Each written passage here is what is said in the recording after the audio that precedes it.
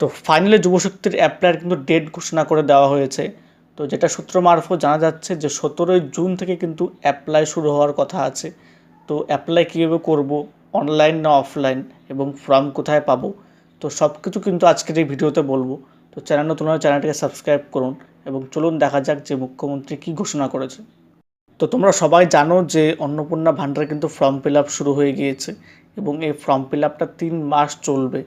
তো তেমনই কিন্তু যুবশক্তির যেটা আপডেট শোনা যাচ্ছে যে 17ই জুন থেকে কিন্তু অ্যাপ্লাই শুরু হতে পারে। হ্যাঁ, এটা এখনও কনফার্ম হয়নি, বাট এখন পর্যন্ত আপডেট এটাই আসছে।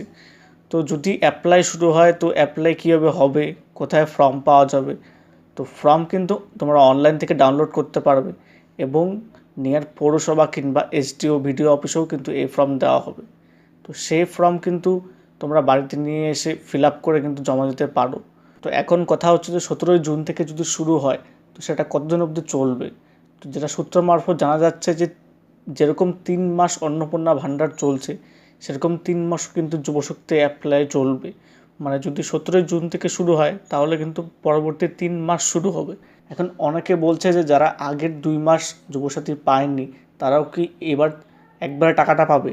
না, কারণ তখন সরকার ছিল অন্য এবং এখন সরকার অন্য। তো এখন কিন্তু যুবশক্তি 3000 টাকায় পাবে। তো যুবসাথীর কথা কিন্তু ভুলে যাও। যারা পেয়েছো, যারা পাওনি সেটা কিন্তু এখানেই শেষ। এবং সবথেকে ইম্পর্টেন্ট কথা, ডিবিটি লিঙ্ক কিন্তু অবশ্যই থাকতে হবে। এরকম অন্নপূর্ণা ভান্ডারের টাকা কিন্তু ডিবিটি লিঙ্কের দ্বারা দেওয়া হচ্ছে, তেমনি কিন্তু যুবশক্তির টাকাও কিন্তু ডিবিটি লিঙ্কের মাধ্যমে দেওয়া হবে। তো তোমরা যারা এখনও জানো না ডিবিটি লিঙ্ক করা আছে কি না, তারা অবশ্যই আধার পোর্টালে গিয়ে ডিবিটি লিঙ্ক চেক করো, এবং যাদের নাই তারা কিন্তু অবশ্যই ব্যাংকে কিংবা এনপিসিআই পোর্টালে গিয়ে ডিবিটি লিঙ্ক করো, কারণ এটা ছাড়া কিন্তু টাকা ঢুকবে না। যেই সব ডকুমেন্টস লাগবে সেটি কিন্তু আধার কার্ড, ভোটার কার্ড, ব্যাংকের অ্যাকাউন্ট এবং রেসিডেন্সিয়াল। তো অনেকে ভাবছে যে আধার কার্ড, ভোটার কার্ড, ব্যাংকের অ্যাকাউন্ট দিলেই হবে, তেমন কিন্তু নয়। এবার কিন্তু রেসিডেন্সিয়ালটাও লাগবে।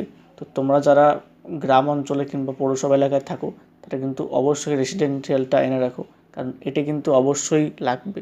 অফলাইনে জমা দেবো লাগবে এবং অনলাইনে অ্যাপ্লাই করলেও কিন্তু আপলোড করতে হবে। তো তোমরা যারা যুবশক্তির জন্য অপেক্ষা করে আছে তারা কিন্তু আর বেশি দিনের অপেক্ষা নেই।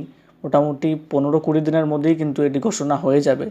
তো আমার চ্যানেলটা সাবস্ক্রাইব করে রাখো। তো আমি কিন্তু এইসব বিষয়ের তথ্য সবার আগে পৌঁছে দেবো। কীভাবে ফর্ম ফিল আপ করতে হবে, কোথায় ফর্ম পাওয়া যাবে, সব কিছু কিন্তু আমি বলবো। তো চ্যানেলটি সাবস্ক্রাইব করে রাখো সব তথ্য আগে পেতে।